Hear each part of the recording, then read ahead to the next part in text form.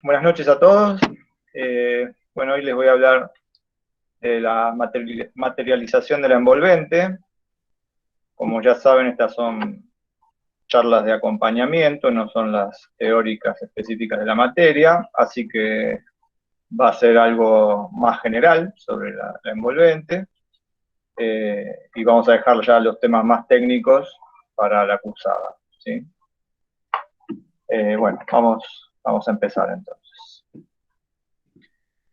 Vamos a ver un poquito como la parte, una reseña como histórica, algo muy así rápido y por arriba, de cuál fue la razón de la envolvente.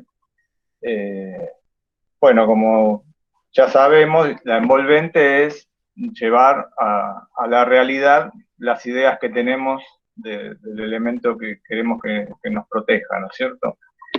A lo largo de la historia ha tenido muchos cambios, pero el objetivo inicial sigue siendo el mismo, ¿sí? Una búsqueda de confort y protección principalmente de los agentes climáticos, como el calor, el frío, ¿sí? Lluvia, nieve. Eh, y después también tiene otras razones, que son las razones sociales, que es la búsqueda de privacidad de las personas, ¿sí? De poder tener su propio espacio. Eso puede también con el correr de los tiempos. En un principio, como pueden ver en la imagen de la derecha arriba, no había demasiada privacidad, pero los cambios sociales fueron determinando que haya que tener más privacidad. Se buscaba tener lugares para hacer reuniones familiares y también la posibilidad de cuidar los objetos personales, ¿no? Que no se deterioraran con el tiempo, bueno, mantener el abrigo seco, que no se nos mojen todas las mantas con las que nos teníamos que cubrir, y muchas otras razones como la protección de animales, protección de ataques cuando había algún tipo de disputa territorial con otro grupo eh, étnico o con otro grupo simplemente, por la razón que fuera. ¿Sí? Entonces, en un principio el hombre no es que construyó la envolvente, sino que se adaptó él a lo que había, que era el caso del hombre de las cavernas, ¿sí? Donde, bueno, la envolvente eran las montañas mismas, buscó un refugio, porque ese fue el origen inicial, la búsqueda de un refugio. Más adelante fue construyendo su propia envolvente y era más cerrada, y después fue evolucionando en el tiempo hasta llegar a algo más actual, donde tenemos una envolvente mucho más abierta, con más ingreso de luz, sol y muchas otras características que un poquito vamos a ir viendo en las siguientes diapositivas. Perdón. Bueno, la población fue creciendo, las cuevas ya no tenían suficiente lugar, el hombre empezó a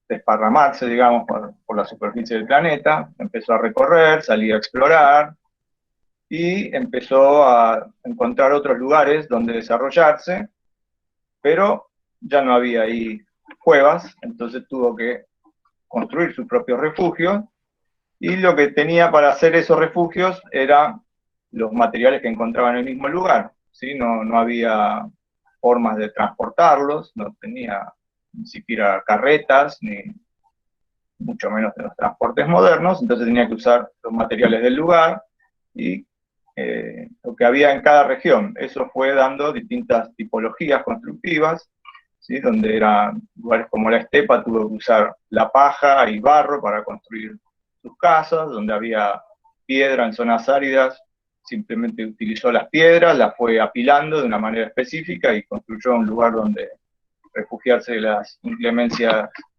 del clima, que era básicamente la razón para la que lo construía.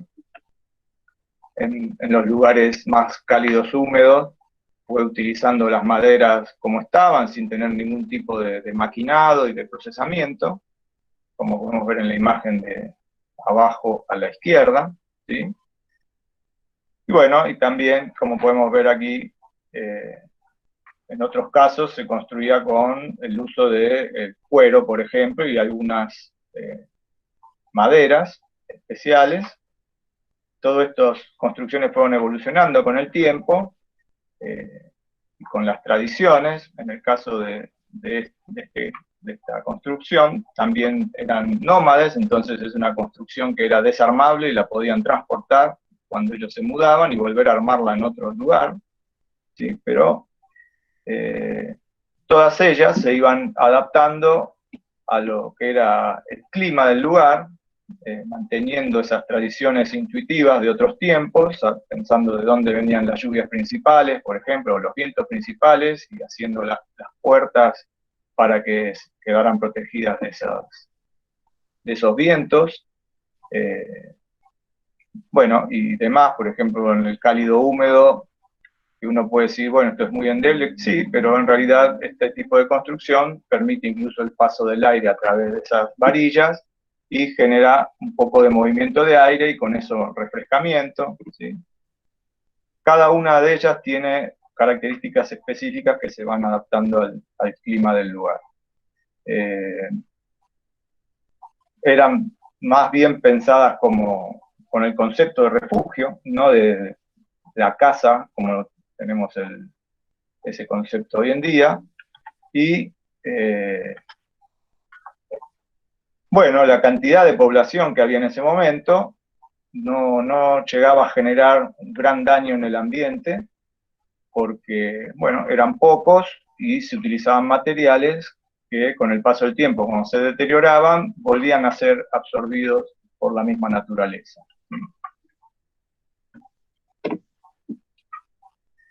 Con el tiempo eso fue cambiando, el hombre empezó a tener mayores posibilidades de manejar los materiales, y, digamos, en cada lugar, de todas maneras, siguió utilizando los materiales que más había.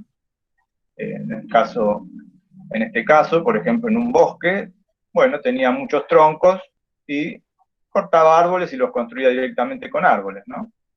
En este caso, fíjense, donde hay mucho sol, un sol muy fuerte, y calor y humedad, construían un techo de paja muy grueso para proteger de la radiación solar, pero lo que son las paredes son muy livianas, que incluso también permiten el paso del aire, y estaban construidos así sobre el agua para que en esa zona no hubiera obstáculos para el movimiento de aire. Entonces había mucho movimiento de aire y estaban protegidos de la radiación. Era como un gran paraguas y algo que impedía las visuales y tenía un espacio contenido, pero que permitía la permeabilidad del aire.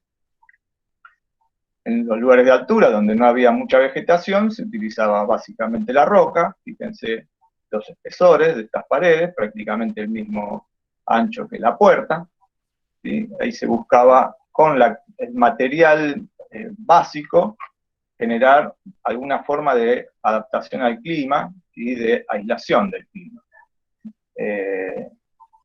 También acá se seguían todavía manteniendo algunas costumbres ancestrales, ¿sí? Pero las condiciones de confort seguían siendo insuficientes.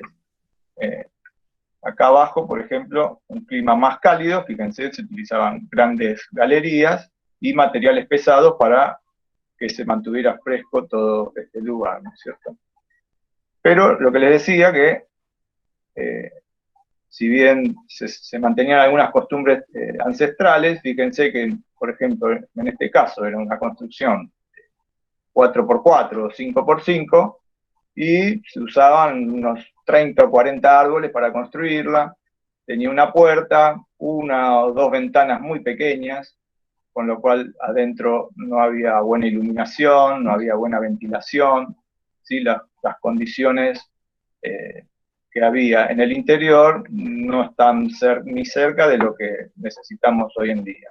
En este caso lo mismo, fíjense, ventanas muy pequeñas para evitar el ingreso de aire frío, ¿sí? Pero los lugares internos, los espacios internos no eran demasiado confortables de todas maneras.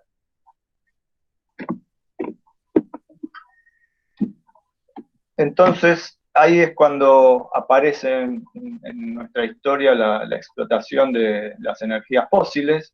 Eso genera cambios enormes, ¿sí? Hay una gran oferta de energía. Esa gran oferta de energía también genera o crea gran demanda, ¿sí? Estábamos acostumbrados a otros niveles de confort, pero al tener tanta energía, esas personas necesitaban que alguien la consuma, y se generó toda una sociedad de consumo que fue transformando lo que eran las exigencias de confort. La gente ahora ya pedía, porque sabía que podía, pedía, y había quien les ofrecía cosas mejores, mejorar las condiciones de confort. Entonces, las exigencias de confort fueron aumentando con el tiempo de distintas maneras, ¿no es cierto? No solo por la temperatura interior que uno estaba buscando, las condiciones de clima, sino también en el tamaño. Como veíamos antes, vivía en refugios donde toda la familia estaba en un solo ambiente.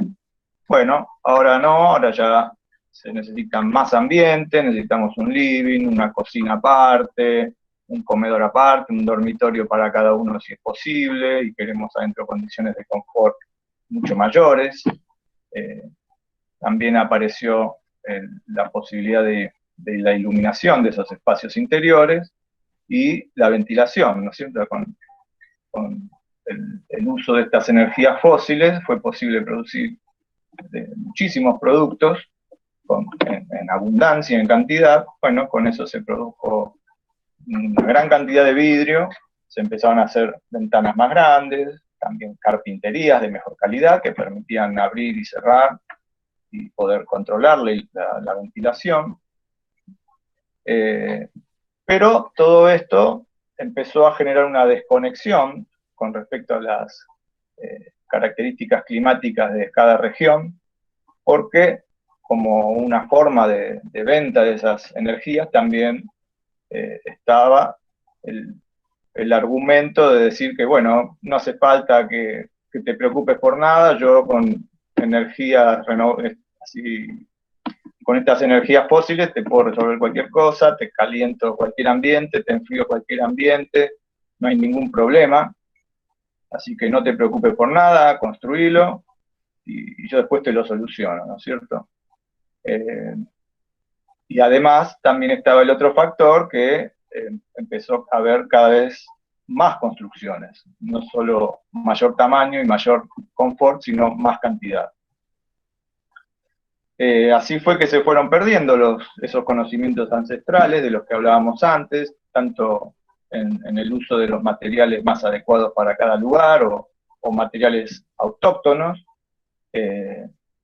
como también todo el tema de la adaptación según las orientaciones, la trayectoria solar y demás. En ese momento uno podía elegir de dónde quería un material, se enteraba que había un lindo mármol en Europa y podía mandar a traerlo. Había alguien que además que se lo estaba ofreciendo, no era, a veces a uno ni se le ocurría, pero había quien le ofrecía traérselo, y bueno, y si tenía el dinero con qué comprarlo, se podía traer. Y eso consume enormes cantidades de energía en transporte y demás, ¿no es cierto? Entonces, todos estos cambios fueron generando una modificación en las soluciones constructivas y empezaron a basarse en la inyección de energía convencional, y con eso aparentemente uno iba a poder solucionar cualquier situación que se le presentara. La verdad es que no era tan así, a pesar muchas veces de utilizar gran cantidad de energía, el confort termina siendo relativo, no siempre se logran buenas condiciones de confort. Además, no todos tenían acceso a esa energía por cuestiones de costo, por cuestiones de redes, de provisión, ¿sí? Y así también empiezan a aparecer lo que son las patologías constructivas, como se puede ver en esta imagen, ¿sí? Que incluso esta es una carpintería moderna, bastante moderna, actual, digamos, de aluminio, pero cuando uno cuando no es el marco adecuado y no tiene un corte de puente térmico, empiezan a producirse condensaciones, empieza a producirse techorreo, que termina dañando lo que es la pintura, la pared, ¿sí? Hay que estar reparando y restaurando todos los años o año por medio toda la pintura de la habitación, y si no sucede eso, muchas veces puede durar mucho más esa pintura, ¿no? También ante esta oferta de energía y esta aparente solución de todo con las energías convencionales, se empezaron a generar este tipo de ambientes donde por una cuestión de vista, y si para mantener una vista se hace un ambiente totalmente vidriado, en un lugar totalmente expuesto al sol, y después no es posible generar situaciones de confort aquí adentro. Porque por más que ponga un equipo de aire acondicionado enorme que llene ese lugar de aire frío, la incidencia directa de la radiación solar sobre el cuerpo me va a impedir estar en una situación de confort. ¿Sí?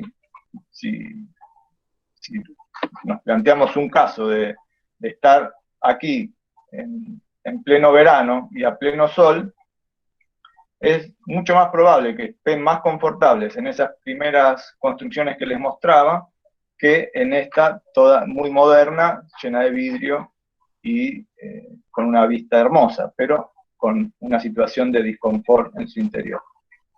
Y bueno, y también empiezan a aparecer estas situaciones, bueno, disculpen el teléfono, donde por más o menos lo mismo se plantea también que, fíjense, todos los cerramientos, el frontal y los dos laterales, son todos vidriados, ¿sí?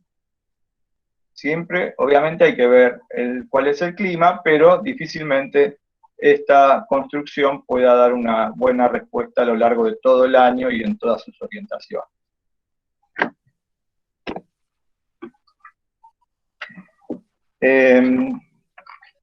Acá podemos ver a la izquierda, en este gráfico, cómo fue la evolución en lo que es la extracción de petróleo a lo largo de la historia.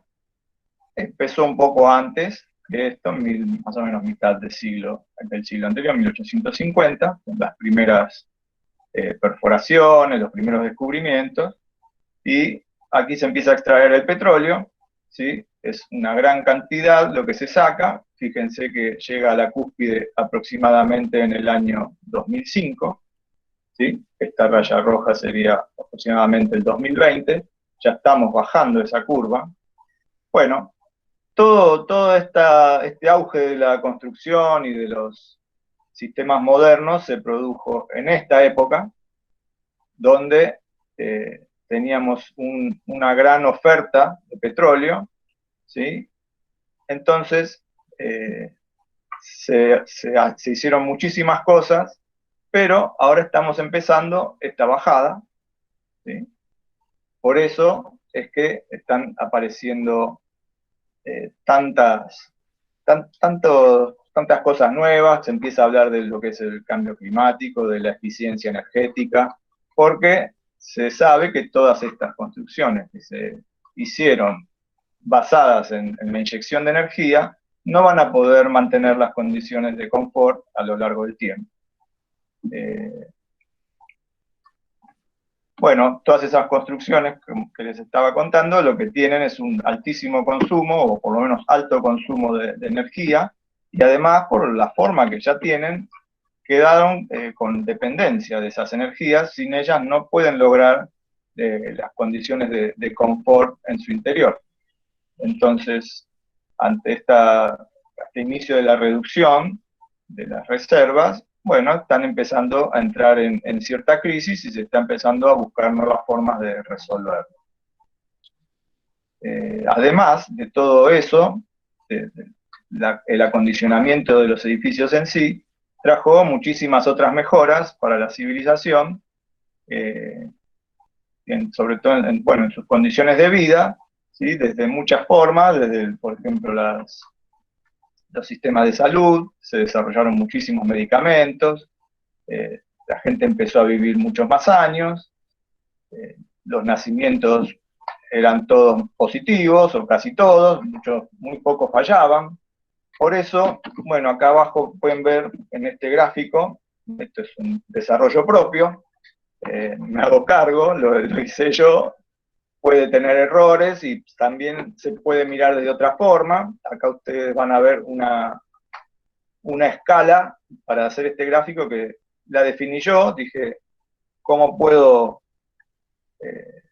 Porque en realidad lo que siempre veía era esta parte final, este gráfico, un gráfico de este pedacito, donde contaba el crecimiento de la población mundial, pero nunca mostraban cómo era desde los orígenes, toda esta parte. Entonces yo dije, bueno, a ver, veamos cómo es el crecimiento poblacional desde que empezó. Por eso, los datos estos son muy básicos y los pueden encontrar en Wikipedia, donde yo también los encontré, y de ahí busqué el origen del hombre, encontré que los primeros rastros están hace 315.000 años en Marruecos, donde aparecieron los primeros restos fósiles. Entonces dije, bueno, voy a representar eso en un gráfico que tenga 10 metros, yo lo dibujé en AutoCAD, así que ustedes también pueden hacerlo, y después dibujé los últimos 200 años, que era para representar un poco este gráfico, este periodo de la historia del hombre, ¿no? En el gráfico del cambio de la cantidad de habitantes. Y lo que me encontré es que esos 200 años representan solamente los últimos 6 milímetros con 34 centésimas de esos 10 metros, y en ese pequeño porcentaje de este gráfico de 10 metros de largo, la cantidad de población pasó de 1.000 millones, que es lo que se estima que había en 1820, todos estos datos son aproximados porque 10 años más, 10 años menos no van a generar ningún cambio importante, y en la actualidad estamos en 7.000 millones o más, o sea, 7 veces más. Entonces, cuando uno lo mira, esta es la curva del crecimiento poblacional en lo que podríamos llamar la era del petróleo, ¿sí? Fueron unos cambios abismales.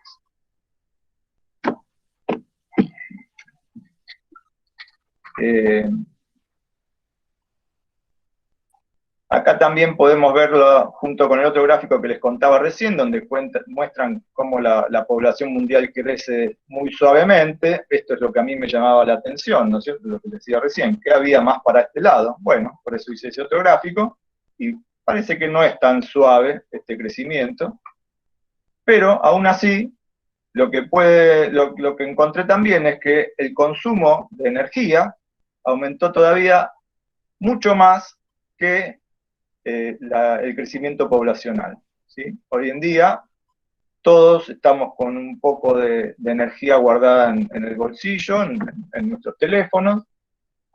Ahora no estamos saliendo, pero en la anterior normalidad por lo menos, todas las mañanas, si no llegábamos a tener la batería del celular cargada, entrábamos a la mañana, antes de salir, entrábamos en desesperación, ¿cierto? Entonces, esa es un poco la representación de cómo el ser humano se ha hecho dependiente de la energía.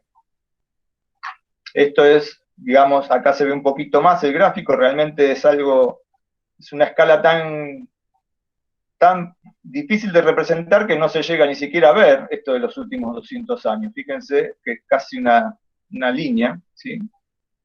Represéntenlo ustedes en el AutoCAD y lo van a poder estudiar un poco en más detalle. Y les vuelvo a repetir, son escalas que elegí yo, pueden cambiar las escalas, ¿sí?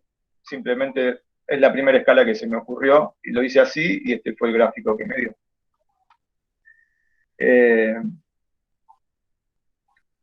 Bueno, todo este auge de las energías convencionales, como les decía, masificó el uso.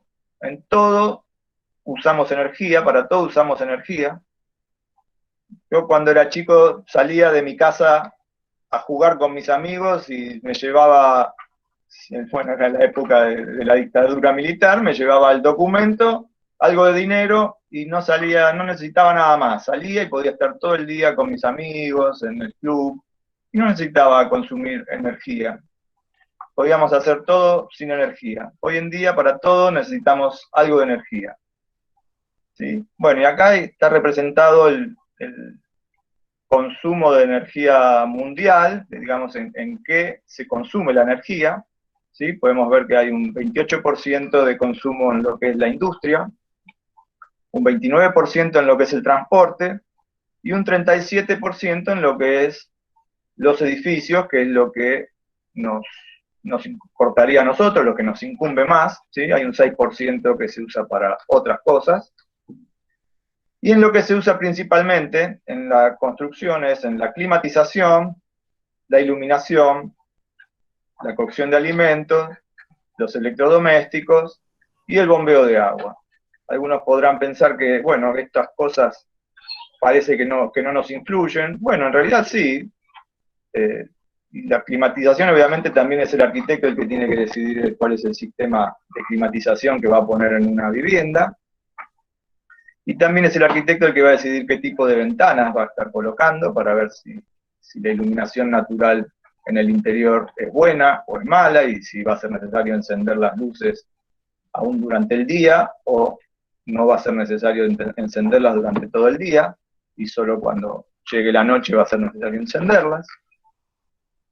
Nosotros también en muchos casos somos los que estamos asesorando en la elección de los artefactos de cocción y en los artefactos, en los distintos electrodomésticos, e incluso en lo que es el bombeo de agua, también somos los que decidimos los sistemas de distribución interno del agua, si va a ser agua presurizada, qué tipo de artefactos vamos a utilizar, si son canillas normales, comunes, si son de bajo consumo, qué presión va a tener el circuito. Todos estos elementos son los que están haciendo que se consuma ese 37% de energía de la matriz primaria, energía del país. ¿Sí? Estos son datos mundiales, pero Argentina también está dentro de estos parámetros en lo que es el consumo de energía en los edificios.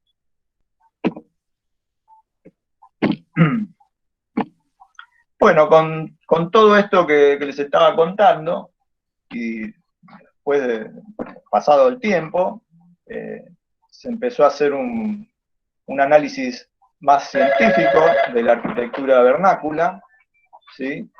Nuevamente me olvidé de desconectar el teléfono, perdón. Bueno, en base, digamos, a los éxitos que se encontraron ya sea en la arquitectura vernácula o en edificios que se fueron construyendo y se encontraba que había buenas condiciones, o en aquellos donde se encontraron muy malas condiciones, se empezó a hacer todo un análisis científico, a hacer mediciones, a hacer análisis físico de los materiales y averiguar por qué era que pasaban las distintas cosas que pasaban, ¿no? ¿Por qué en un lugar en verano una casa era fresca y la casa del vecino era caliente, era calurosa? Y bueno, se empezó a hacer este tipo de comparaciones, y un poco de ahí es que surge lo que es el diseño bioambiental, ¿sí? También se miraba, bueno, una está bien orientada, o sea, cómo está orientada la que funciona bien, cómo está orientada la que funciona mal, y con todo ese tipo de estudios se fueron definiendo, por ejemplo, el diseño bioambiental y muchas otras cosas, ¿no es cierto? Se desarrollaron procesos para poder anticipar esas situaciones y comprender qué era lo que estaba pasando, ¿sí? Poder desarrollar metodologías de análisis y para evitar los errores. Se pudo hacer simulación previa con ordenadores para ver cómo mejorar las condiciones de los edificios. Se empezó a analizar también el tema de los sistemas solares pasivos y activos para ver cómo incorporarlos en la arquitectura y cómo sacar provecho de los recursos naturales que había en cada lugar. Y también se fueron desarrollando distintas normativas para calefacción y refrigeración que fueron determinando de qué manera era necesario construir una vivienda, construir básicamente la envolvente, para que se consumiera menos energía y se lograran las condiciones de confort necesarias en el interior. Cuando uno dice condiciones de confort, en realidad no sabe muy bien qué está diciendo, porque lo que para mí es confortable, para otro puede no serlo. También se hicieron estudios estadísticos para ver qué era bueno para una persona y qué no. Se preguntó obviamente a muchísimas personas. En base a eso se fueron estableciendo las distintas normas o niveles de confort, donde las personas se encontraban confortables, con qué temperaturas, qué niveles de humedad. Y bueno, con eso se establecieron, como les decía, las normativas, y todos esos datos se fueron incorporando a los sistemas de cálculo. También apareció lo que es los etiquetados de eficiencia energética, esto ya mucho más en la actualidad, ¿sí? Y bueno, y otro tipo de normativas para distintas cosas, para lograr distintos objetivos.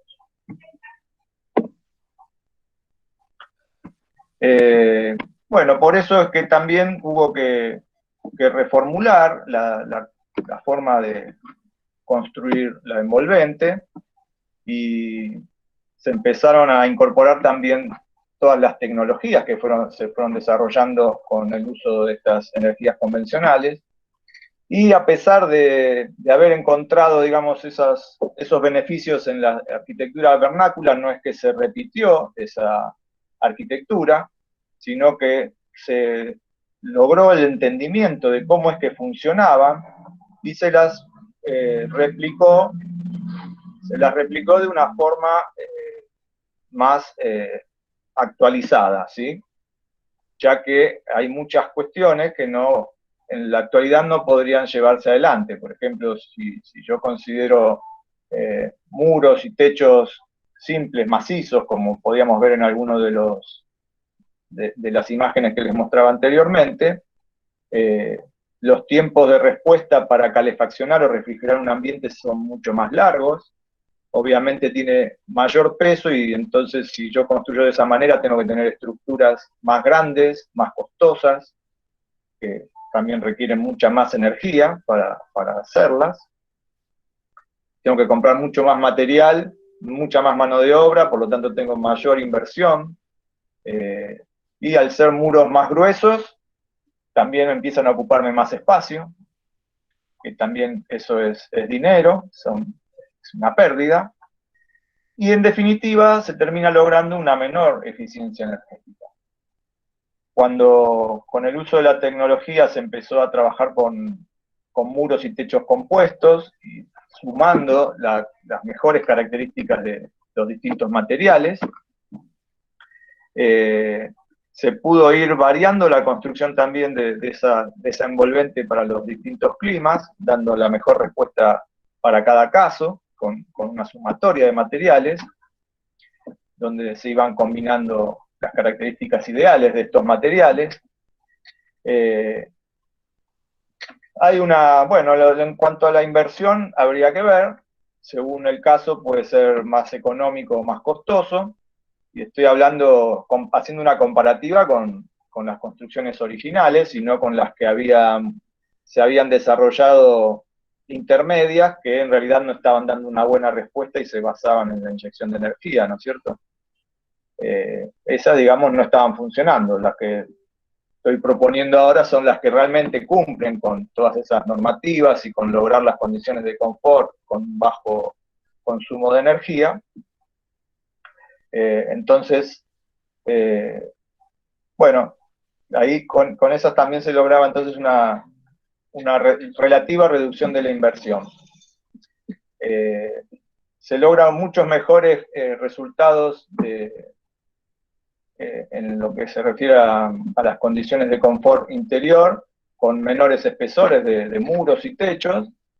Se logra maximizar la eficiencia energética,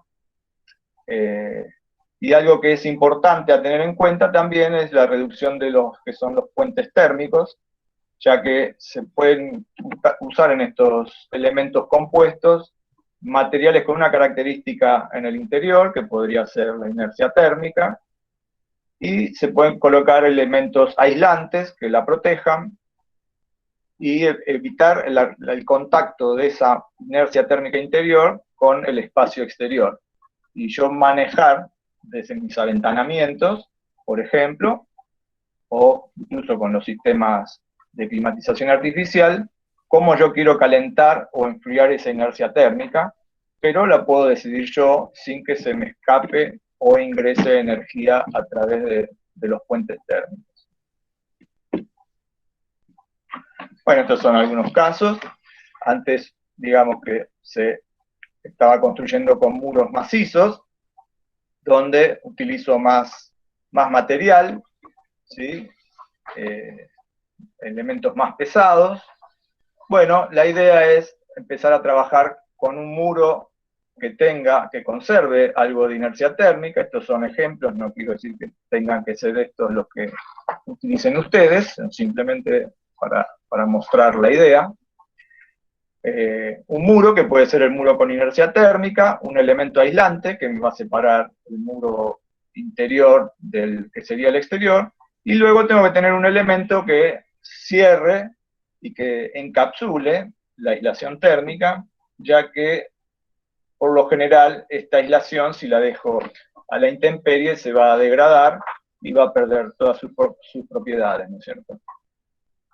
Algo similar pasa en los techos. Bueno, en este caso, digamos, todo el elemento es un puente térmico, ¿sí? La energía, el calor o el frío pasa en forma directa a través de todo el elemento, ¿sí? En este caso no puede pasar porque no está conectado el muro interior con el muro exterior, que está separado por el aislante.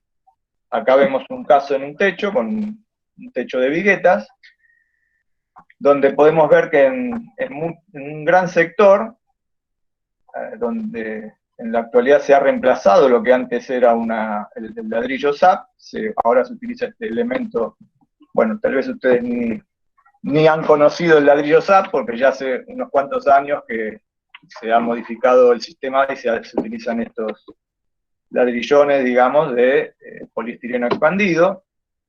Pero resulta que aquí, justo sobre lo que es la vigueta, cuando yo lleno la capa de compresión, se está generando un puente térmico, ¿sí? Y si yo me pongo a analizar cada cuánto van las viguetas, más o menos 50, 55, y tienen un 11, 12 centímetros de base, resulta que tengo 2 viguetas por cada metro cuadrado, y estoy teniendo entre un 22 y un 24% de la superficie de ese techo que es un puente térmico. Y eso es un porcentaje muy alto. Las normas hablan de que puede haber hasta un 5% de puentes térmicos, ¿sí? En una construcción de calidad. Entonces, lo que yo voy a tener que hacer es lo que tengo en esta otra imagen, que es colocar una aislación continua por arriba de esa capa de compresión. Entonces, aquí ya no se produce el puente térmico, se queda cortado por este aislante. Aquí este aislante tiene ese espesor. En cada caso habrá que ver cuál es el espesor más conveniente a utilizar, ¿no es cierto? Eso es algo que se puede calcular. Y algo similar aquí en un techo ya inclinado.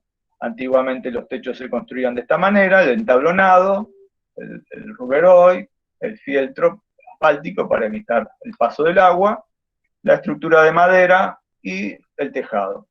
No se ponía nada de aislante. Después hubo un intermedio donde se ponía algo, una pulgada de aislante, o el isolante 10 milímetros. La realidad es que hay que estar trabajando en espesores de aislante más próximos a esta imagen de abajo, donde tenemos por lo menos 50 milímetros o más de aislante. Ya veremos más adelante en la clase formal de la materia que a veces estos espesores, o cuando yo quiero resolver lo que necesito como aislante, considerando en el cálculo solo el aislante, tengo que estar hablando de espesores del orden de los 14 centímetros de aislante. Solo el aislante, ¿no? Acá tenemos, bueno, la madera, que prácticamente sería lo único que está aportando algo más de aislación, ya que los demás elementos son demasiado delgados y no van a estar dando demasiado aporte. Así que no va a bajar mucho de los 14, tal vez se vaya a 12 centímetros, ¿sí? Cuando quiero lograr una construcción de alta calidad, lo que en las normas se considera un nivel A. Otro elemento muy importante que se fue incorporando en las envolventes, que en las primeras imágenes que les mostraba no había vidrio. Bueno, después apareció el vidrio y fue, como les dije ya antes, fue avanzando muchísimo. Bueno, no solo el vidrio mejoró, sino también mejoraron las carpinterías. Cuando se utilizaban los vidrios simples podía haber este tipo de problemas, ¿sí? Donde se genera mucha condensación, se genera acá un charco de agua, si estoy usando un marco de metal de hierro, empiezo a tener problemas de corrosión, si es de madera, de pudrición, si no está bien mantenida la pintura. En cuanto hay algún problema de manutención, empieza a haber problemas de corrosión, ¿sí? Obviamente que el vidrio fue un gran avance en un principio, permitió mejorar muchísimo las condiciones interiores de los ambientes, mayor iluminación, ventilación, como les comenté antes, pero también el ingreso de sol con todos sus beneficios, ya sea elevar la temperatura durante el invierno y de por sí hacer más sanos los espacios con el accionar de los rayos UV que van mejorando o eliminando muchos virus, bacterias y demás elementos, ¿no? Que suelen ser perjudiciales para la salud. Además de mantener más seco el ambiente, un montón de beneficios, como ya saben, tiene el hecho de que ingrese el sol en el interior de una vivienda en los momentos que tiene que ingresar. Si no, también puede generar muchos perjuicios. Pero claro, el vidrio de por sí es mal aislante, tiene un coeficiente de transmisión K de 5,8 aproximadamente, un vidrio simple, flot de 4 milímetros, anda en esos valores, y entonces eso comparado contra un muro de piedra que se usaba en otros tiempos, tiene un mayor número de pérdidas, ¿no es cierto? Por eso se fue desarrollando, o se buscó como búsqueda de una solución a ese problema de pérdidas, se desarrollaron lo que se conocen como el doble vidriado hermético, y además eso se lo acompañó con lo que es el desarrollo de las carpinterías con ruptura de puente térmico, porque el marco también es un elemento que se enfría mucho, como les mostraba en las otras imágenes anteriores, donde había un marco todo chorreado de agua. Bueno, eso es porque ese marco no tenía ruptura de puente térmico, y la temperatura de afuera, a través del metal, se transmite rápidamente al interior, y todo el agua, el vapor de agua que hay en el ambiente se condensa en esa superficie fría. Por eso, el doble vidriado hermético, para que realmente sea efectivo, y si uno tiene la posibilidad de pagarlo, porque suelen hacerse más caras las perfilerías, pero si puede, tiene que acompañarlo con una perfilería que tenga la ruptura de puente térmico. Esa va a ser necesario que se considere cuando estoy hablando de una carpintería, por ejemplo, de aluminio o de metal. Cuando se habla de la carpintería de PVC, de por sí el PVC ya es un ruptor del puente térmico. Estos nuevos sistemas han mejorado el tema de las pérdidas, ¿sí? Pero tienen unas ganancias similares. Entonces hay que tener mucho cuidado en lo que es la orientación de estas ventanas, porque sí, en invierno me van a ayudar, ¿no? Que no se me pierda el calor interior. Pero en verano, si tiene una ganancia solar similar y yo lo tengo orientado hacia un lugar que tiene mucha incidencia solar por la tarde, por ejemplo, el sol va a entrar igual que por un vidrio común, pero como el doble vidriado hermético es aislante, es más aislante que el común, va a perder menos hacia el exterior. Por lo tanto, ese espacio interior se va a sobrecalentar aún más que si tengo un vidrio simple. Digamos, todos estos elementos son elementos tecnológicos, por lo tanto, también hay que leer el manual del usuario, digamos, ¿sí? O los datos técnicos específicos para saber cómo usarlos en forma correcta. Si no, uno puede terminar usándolos de manera incorrecta y generar más perjuicios que ganancias. Y sobre esto también quería decirles, eso que les venía diciendo, que al incorporar mayor superficie de vidrio en la envolvente que muchos años antes, se fueron generando más pérdidas y se desarrollaron estos sistemas del doble vidriado hermético como respuesta a esas pérdidas. Pero claro, los comerciantes quieren vender y encontraron en esto de que era un vidrio mucho más aislante que el vidrio común, un gran argumento de venta, y se transformó en algo que a veces es hasta perjudicial, porque la idea era que en la superficie de vidrio que ya había se perdiera menos. Pero como resultado del marketing y de la promoción de estos vidrios, resulta que ahora se están haciendo superficies mucho más grandes y se los vende en cierta forma como si fuera mágico, pero no lo es, solo hace que se pierda la mitad. Y si yo pongo 5 veces más de vidrio que antes, en definitiva estoy perdiendo mucho más de lo que perdía con un vidrio simple. Entonces tengo que usarlo con conocimiento de lo que estoy haciendo. Como les decía, se desarrollaron muchas normativas. Los que trabajan en la provincia de Buenos Aires, de ustedes, ya tienen que estar sabiendo que hay una ley, la 13.059, que ya fue promulgada en el 2010,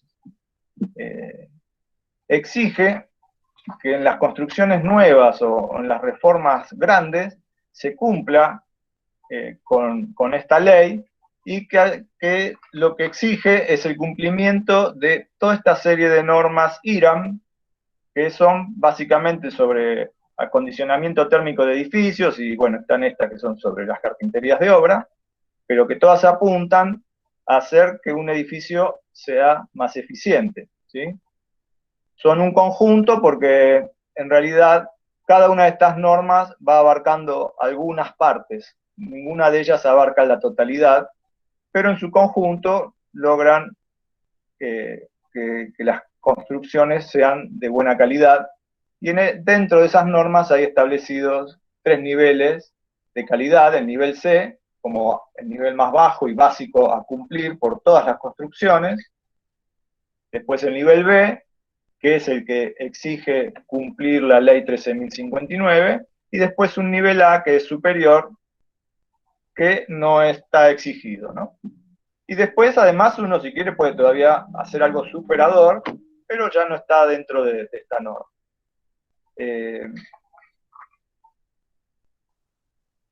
Bueno, ahí adentro va a haber metodologías de cálculos en esas normas, la clasificación bioambiental de la República Argentina.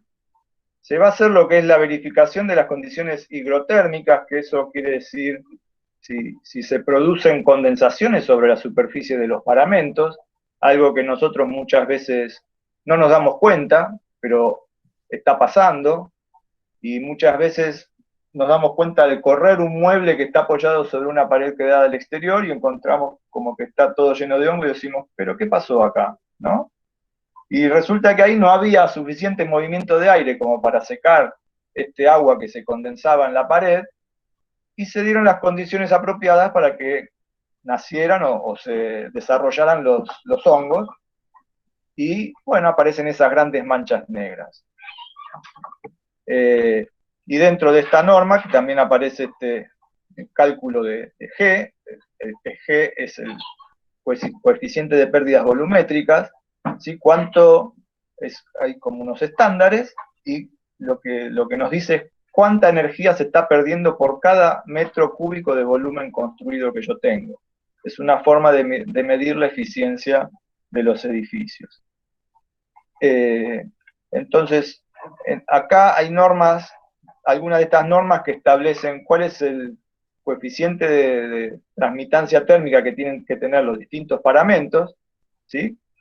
Valores que hay que cumplir para llegar a estos niveles que les decía, el C, el B y el A, pero a su vez también hay que cumplir esto del cálculo de G, para el que también hay valores máximos a llegar, ¿no es cierto? Y resulta que en este cálculo de G, que utiliza los valores de los coeficientes K, que yo mismo tengo que calcular, también está tomando en cuenta las características de la envolvente, la característica de la forma de esa envolvente, y además la superficie o el porcentaje de vidrio que voy a tener en esa superficie de la envolvente. Entonces, abarca todos los elementos. Yo puedo tener un techo muy aislado, pero si resulta que después tengo un altísimo porcentaje de las paredes de vidrio, me va a costar muchísimo lograr el G que establece la norma. Voy a tener que hacer muros, los pedazos, las partes de muro que me están quedando, que no son de vidrio, muy aisladas, y el techo muy aislado, mucho más que A, para que el cálculo de G me llegue al nivel B. No sé si me entienden, si me explico, después en todo caso me lo consultan. Y entonces esa es la forma en que estas normas van a estar definiendo qué cantidad de vidrio puedo poner en cada lugar, qué características va a tener que cumplir el muro, el techo. Por otro lado, también hay una norma que hace años que se venía trabajando y ha sufrido un cambio sustancial en el último tiempo y ya se la ha aprobado, tal vez la hayan escuchado en el último tiempo, la 11.900, se está hablando mucho de ella, porque como les decía, ya está aprobada y la Secretaría de Energía está lanzando un aplicativo como para poder aplicarla en las construcciones. Estas normas en la provincia de Buenos Aires son obligatorias, esta todavía no es obligatoria en ningún lado, es solo de uso a elección de cada uno. Esta es sobre el etiquetado de eficiencia energética en viviendas, pero se está trabajando ya en la posibilidad de lograr hacerla ley y hacerla que sea obligatoria, ¿no es cierto?, en algunas partes. Bueno, eso veremos cuándo se da. A veces lleva mucho tiempo lograr eso, pero ya se está tratando de que esta norma sea la que en cierta manera reemplace a todas estas, porque la verdad es que está abarcando a todas estas y está incorporando otros temas más, como los sistemas, algunos de los sistemas solares térmicos, sistemas solares fotovoltaicos.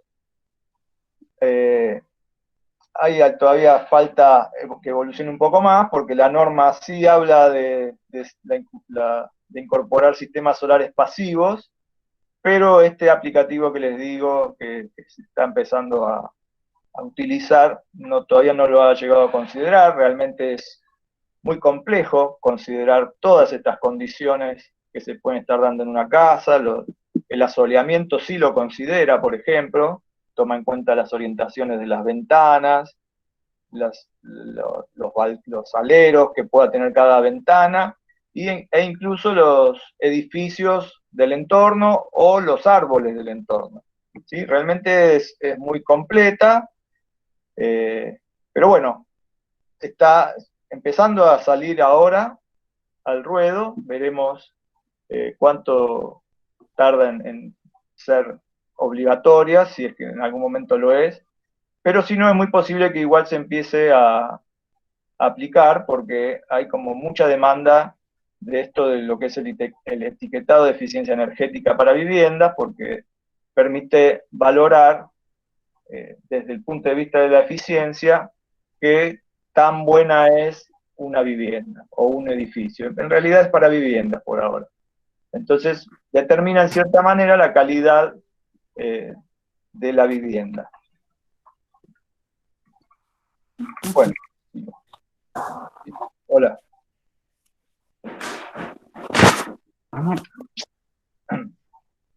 Bueno, ahora quería contarles, ya no falta mucho, contarle la otra clase. Alguien nombró las casas de hormigón que se estaban haciendo en la costa. Bueno, tomé un ejemplo.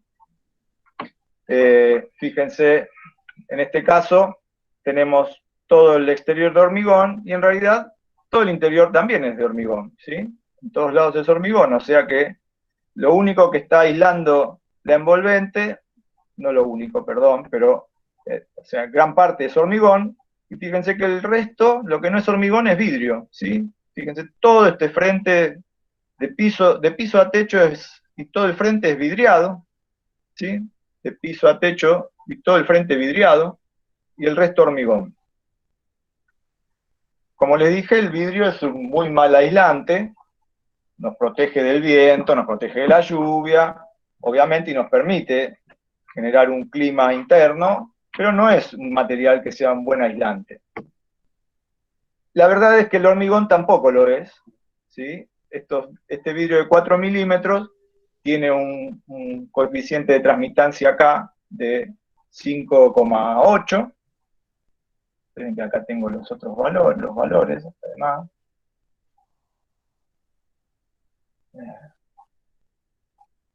Sí, 5,8, un vidrio simple. Y para, para contarles un poco, me puse hoy a la tarde a sacar el valor de la transmitancia térmica de un muro de hormigón, que estimé más o menos que tendría unos 12 centímetros, entre 12 o 15 centímetros, y está, según el espesor, esa variación que les digo, está en el orden de 4, ¿sí? Cuando la norma, en un nivel para un clima similar a este, que es en la costa de Buenos Aires, para un muro está pidiendo en el nivel A 0,5. Entonces, este muro de hormigón tiene 8 veces más de transmisión que el muro A que exige la norma. Es un poco mayor que el B tal vez esté en 0, no tengo el valor justo, esté en un 0,8. Ya esos valores los vamos a ver con más detalles en la cursada, estará en un 0,8, o sea que 0,8 a 4, estos muros transmiten como 5 veces más de energía que la que debieran estar transmitiendo, según las normas, ¿sí? Y está muy próximo al vidrio. El hormigón es 4, el vidrio 5,8, es prácticamente como si fuera toda una caja de vidrio en lo que es al nivel de lo que es pérdida, ¿no es cierto?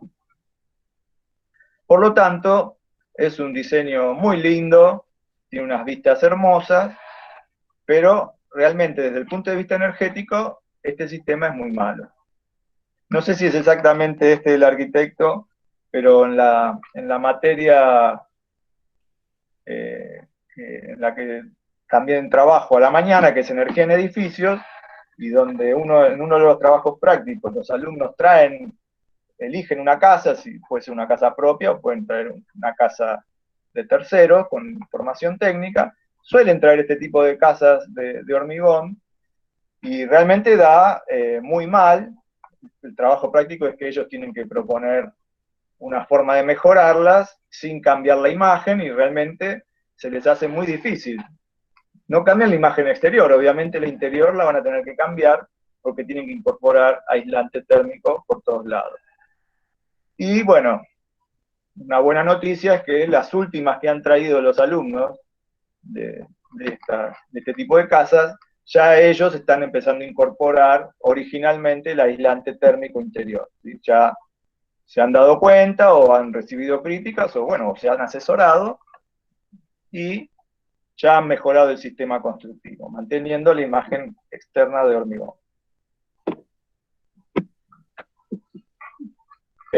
Quise buscar ejemplos de casos que estuvieran bien aislados, pero como les dije antes, en realidad el aislante está protegido, no se lo ve, no lo vamos a ver. Entonces, bueno, busqué ejemplos para mostrarles donde en realidad la envolvente contenía otro tipo de elementos. donde fíjense que acá los vidrios tienen una superficie mucho menor, no es toda la de pared de piso a techo de vidrio y de pared a pared, sino que, bueno, cada habitación tiene su ventana, una ventana digna que le va a dar buena iluminación interior, le va a dar buena ventilación, y por otro lado le va a permitir aislar esa ventana durante la noche. Eso es otro de los problemas. Yo tengo como en este caso, fíjense que aquí tiene un roller del lado de adentro para proteger. Bueno, esto puede llegar a servir un poquito para el frío, un poquito, muy poquito, no va a ser suficiente para proteger de la manera adecuada este vidrio, pero en verano, en realidad, si le incide el sol, el roller ya está del lado de adentro, el calor ya habrá pasado el vidrio. De todas maneras, justamente lo que les quería mostrar acá es que, si bien hay vidrio, han hecho todo un trabajo en la fachada, generando estos aleros de protección, tanto en planta alta como en planta baja. En este caso va a estar protegida. En este caso seguramente no, porque si esto es el norte, esto es el oeste, bueno, no son los casos ideales y perfectos los que les estoy mostrando, por lo menos en este caso, pero quería mostrarles esto de cómo se puede lograr una protección de los aventanamientos con aleros y con imágenes más actuales de diseño, ¿sí? Esto es colocando, digamos, los vidrios en las orientaciones adecuadas, ¿sí? Hacia el norte, y no es muy adecuado colocar vidrios en los techos, las famosas claraboyas, porque en el techo es donde se generan la mayor cantidad de pérdidas, porque el calor tiende a subir, y es como si hiciera presión para escaparse. Entonces por los techos se pierde mayor energía, y por otro lado, por lo que es la trayectoria solar, en invierno pasa el sol tan bajo que no va a estar dando aportes de energía por el techo. Es mucho más efectivo que el aporte solar se esté dando por lo que son las paredes, ¿sí? Que por lo que es el techo. Mientras que en verano, cuando no lo quiero, sí, y no lo quiero y el sol tiene una trayectoria mucho más alta, ahí sí va a tener una gran incidencia sobre este vidrio, y me va o me puede generar sobrecalentamiento y disconfort en el interior. Por eso, si en algún momento yo decido hacer algún tipo de aventanamiento en el techo, estaría muy bueno que piensen en una forma de protección de ese vidrio, de esos aventanamientos, ¿sí? De este tipo, como tipo toldo o algún tipo de protección, o cierre incluso, para una mayor protección en los periodos de invierno, donde el calor se va a dar por la temperatura del aire. Mientras que en verano, con cubrir el sol, ya estoy solucionando un poco la situación, ¿no es cierto? Pero para el invierno voy a necesitar que sea un elemento aislado y que esté bien cerrado, bien sellado. Incluso puedo hacer un diseño que incluya ambas situaciones. Un elemento que tenga un mejor cierre aislado para invierno, y un elemento que sea como un parasol, que me permita el paso de la luz, que era lo que yo quería lograr con esa claraboya, pero que impida la incidencia directa del sol sobre el vidrio. Bueno, acá hay otras formas también de diseñar aleros, son ejemplos que encontré, habrá que ver si realmente funcionan bien. Siempre hay que tener el cuidado de que el diseño del alero proteja el exceso del sol de verano, pero que no me impida el acceso del sol en invierno, porque si no, una superficie de vidrio que en invierno no va a recibir el sol, en realidad se va a transformar en una superficie de pérdidas, ¿sí? Y también lo que tenemos que tener en cuenta es el diseño de lo que son los parasoles. En este caso tenemos unos diseños de parasoles verticales. Evidentemente esta es una imagen que es del hemisferio norte, donde están al revés, ¿sí? Porque ellos están mirando hacia el sur, por lo tanto el sol se pone del otro lado. Nosotros tendríamos que estar protegiéndonos de este sol de acá, y ellos se protegen de este. pero es simplemente para mostrarles que el alero no tiene que ser un elemento así duro, feo, que puede ser parte del diseño de una fachada, que incluso puede ayudar a determinar el diseño de una fachada.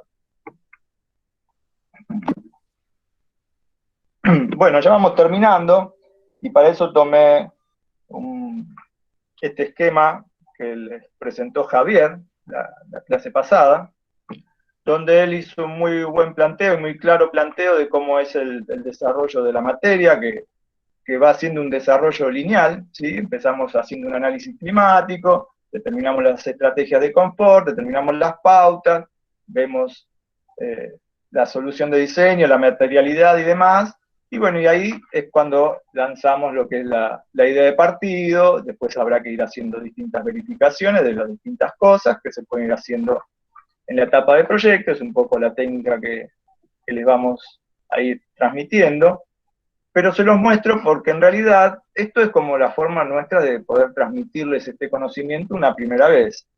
Pero cuando yo ya tengo esto asimilado, ya no lo voy a estar pensando así en forma lineal. Ya cuando a mí me hablen de un clima, y yo ya en cierta manera me voy a estar imaginando también qué sistema constructivo voy a tener que emplear en ese clima, y después verificaré, ya también me voy a dar una idea de las estrategias y de las pautas, pero después las podré verificar, pero en realidad ya voy a estar pensando con la totalidad de esta información, y cuando ya tenga esa totalidad, recién ahí me voy a poner a dibujar, al menos las primeras veces. Ya después incluso ya lo voy a tener tan incorporado que me voy a poder poner a dibujar y hacer mis primeros planteos, trabajando con todo este material ya dentro de mi cabeza. Hoy pensaba y hacía como una asociación muy de estos tiempos, y que esto del diseño bioambiental en realidad es un poquito como un virus, ¿no?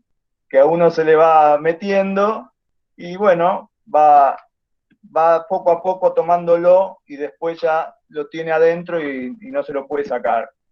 No se preocupen, no es contagioso, hay que trabajar para que ese virus se quede con uno, porque si no se puede escapar. Lo que sí tienen que tener un poco de cuidado de cómo le cuentan a los demás que lo tienen, ¿sí? Porque a veces, si no, eso puede asustar, y la gente se puede querer alejar si no lo cuentan apropiadamente. Esto se los digo sobre todo porque a veces acá pueden llegar a descubrir cosas que les parecen muy buenas, muy interesantes, y después las quieren trasladar a otras materias como diseño, donde puede haber algún docente que no conoce estas técnicas, y bueno, a veces le puede traer algún tipo de rechazos. Por lo menos eso pasaba en otros tiempos. Hoy en día está mucho más aceptado y más conocido esto, pero bueno, eso, que tengan cuidado con eso.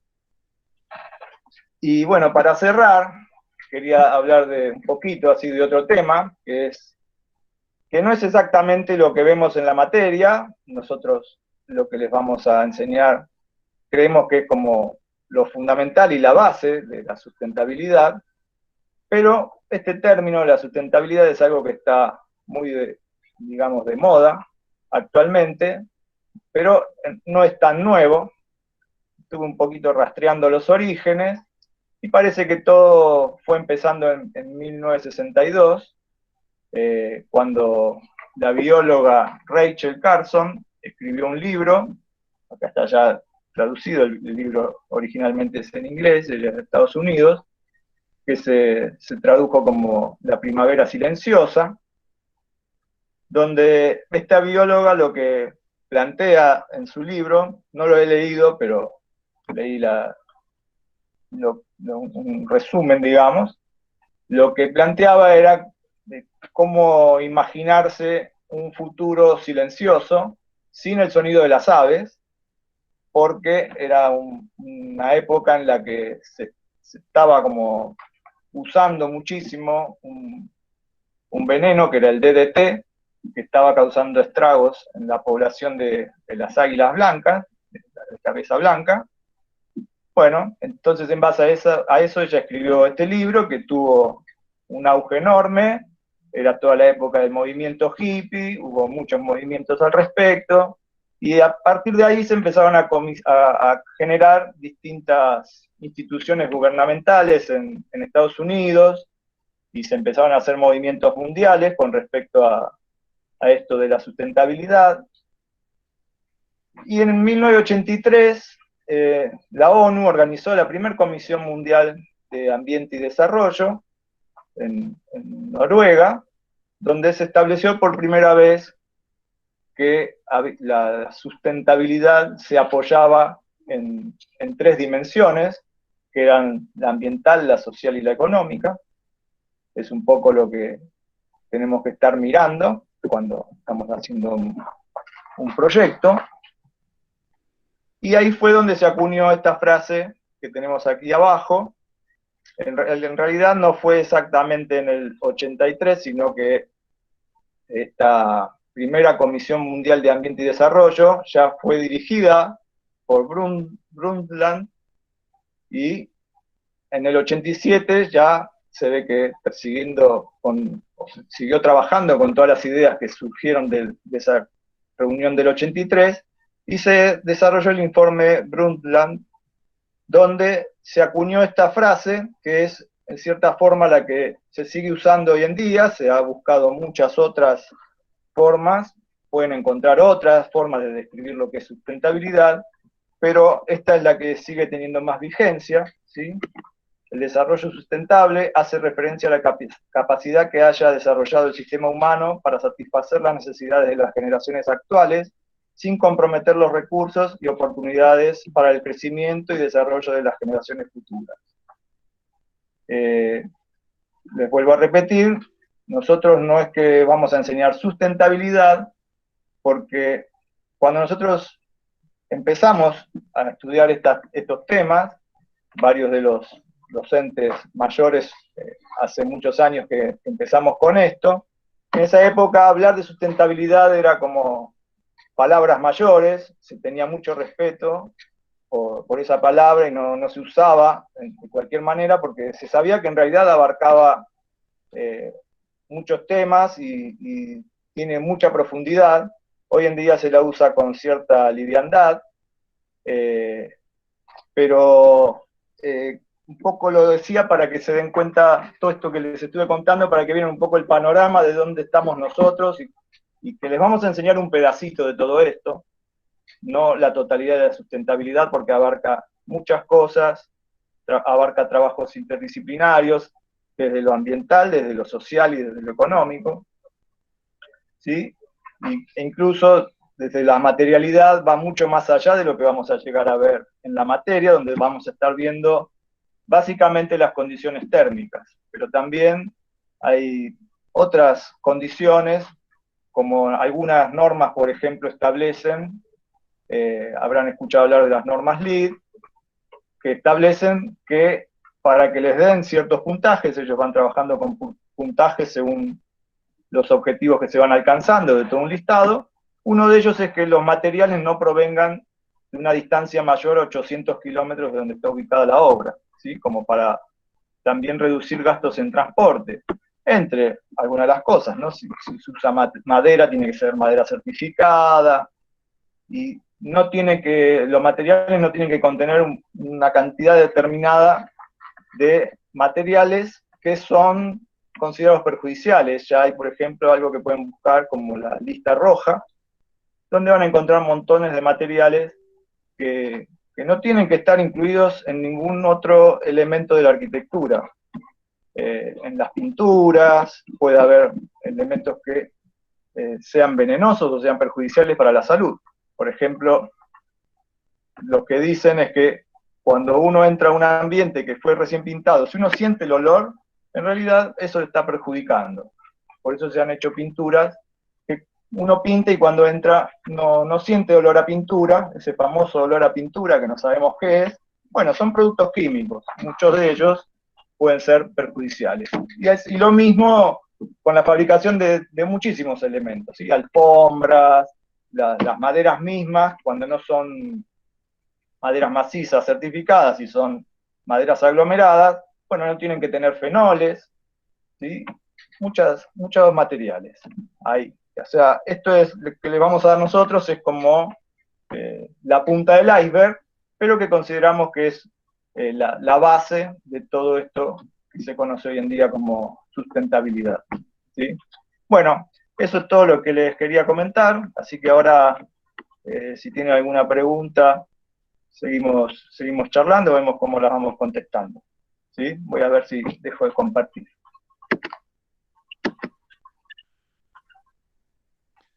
Bien, Jorge, gracias. No sé si tienen preguntas, había dos comentarios que los contestó Julian ¿En el chat? en el chat, pero no sé si por ahí querés, o Julian o vos, contestarlos en general para los que no hayan seguido el chat. No sé Uno si hay era, alguno en especial que me quieras transmitir, dale. eh, uno era cómo reacciona la cámara de aire en el tema del puente térmico, o sea, qué Uh-huh. pasa con la famosa cámara de aire. Bueno, Y contesto esa. A ver. sí, sí, contestá esa, sí. Dale. Bueno, con respecto a la cámara de aire, es un sistema que se implementó hace ya muchos años. En realidad, con un doble muro y cámara de aire no se llega a los niveles de aislación que requieren las normas estas de las que yo les estaba hablando. No llega un muro, por ejemplo, de doble ladrillo macizo con cámara de aire, no llega a los valores K que se exigen para el nivel B. Pero lo que sí es que generan un corte de puente térmico. Eso sí, eso lo resuelven, el corte de puente térmico, pero no los valores de transmitancia térmica que se requieren. ¿Sí? Y después la otra creo que en medio la habías contestado porque preguntaban cuál era el espesor que se debería poner en los muros, ¿no? Te busco la pregunta exactamente. Dale. ¿Cuál es el espesor que debería ser la aislación en el caso del muro? Y bueno, ahí va a depender del clima, pero bueno, si quieres explicarlo un poquito mejor. Claro. Ya lo Bueno, dijiste, pero... como les dije en un principio, esta era una charla más general, en realidad en la cursada, cuando estemos cursando, en la clase teórica de la cursada, vamos a hablar de eso, pero bueno, como les estaba anticipando Claudio, esos espesores van a variar según la zona bioambiental donde se encuentre esa construcción, porque cuando hace más frío se va a requerir más aislante que si no hace frío, si hace menos frío. Lo que sí hay que pensar es que eh, es distinto el aislante en muros y techos según la condición fría o cálida. En un lugar frío voy a necesitar más aislante en el techo que en el muro, porque el calor tiende a ir hacia arriba, ahí tiene una corriente, digamos, ascendente, y bueno, voy a necesitar un muro, un espesor bastante grueso de aislante. Por ejemplo, yo tengo acá una tabla para un clima muy frío, como podría ser el sur patagónico, el sur, bien al sur, Ushuaia, digamos. Para llegar al nivel A, tengo que tener un K de 0,20. 0,20. Y para cubrir para lograr ese valor de K solo con el aislante, estos son cálculos rápidos para tener una referencia, solo con aislante tendría que tener 16 milímetros, 160 milímetros, 16 centímetros de espesor de aislante. Sin embargo, para el caso del techo, no es el clima frío el que es más exigente, sino los climas cálidos, por la acción del sol, ¿sí? Que esos climas se suelen dar en el norte del país, donde en pleno verano el sol es muy vertical, está a 90 grados, la incidencia solar es muy alta. En ese caso, el valor del K tiene que ser de 0,18 y estaría necesitando 18 centímetros para protegerme de esa radiación solar. Solo con aislante, ¿eh? Recuerden eso. Cuando yo empiezo a sumar otras capas, voy a poder reducir ese espesor de aislante. Y en muro, para esos dos casos, que son como un poco extremos, en el mismo caso, para un valor para un nivel A de la norma, en el clima muy cálido estaría necesitando 70 milímetros en pared, 180 en techo, y en el clima muy frío estaría necesitando 160 en el techo y 140 en las paredes. ¿Sí? En el caso frío, en las paredes influye mucho más. En los casos cálidos influye mucho en el espesor del aislante en el techo, para aislarse de la radiación solar. No sé si alguno más tiene preguntas, si quiere puede habilitar el micrófono y preguntar directamente.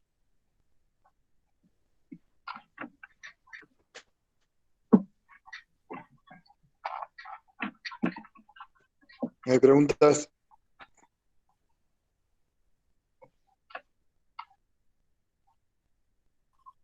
Bueno. Bueno, Jorge, no hay preguntas ni en el chat Bueno, ni dale. personales, así que te agradecemos la charla. Ya Gracias a ustedes. profundizaremos un poco el tema este de la envolvente durante la cursada también. Sí, sí, esto es muy introductorio. Después vamos a ver cosas más técnicas y específicas sobre cuáles son las técnicas que vamos a ir aplicando en cada clima, ¿sí? Ahora era algo más general e introductorio, así que bueno, espero que se haya entendido y que les haya gustado. Bien. No sé si, bueno, si no tienen preguntas, acá ves. Acá dice consulta, mira, justo apareció una. ¿Qué tan eficiente es el sistema doble piel en fachada? Bueno, sí, es un sistema que es eficiente, son sistemas complejos y hay que diseñarlos muy bien, ¿no? Ya son cosas bastante tecnificadas. La doble piel suele usarse más en edificios en altura y lo que se genera ahí es un espacio que separa, o sea, hay un espacio intermedio entre interior y exterior, donde se van dando ciertas condiciones. Cuando es, por ejemplo, invierno, yo puedo ahí mantener el calor, generar el calor y utilizarlo dentro del edificio. Y cuando es un periodo de verano, puedo utilizarlo para generar más ventilación y entonces puedo estar refrescando el edificio. Puede ser, sí, o sea, cuando está bien diseñado es un sistema que realmente es eficiente, sí.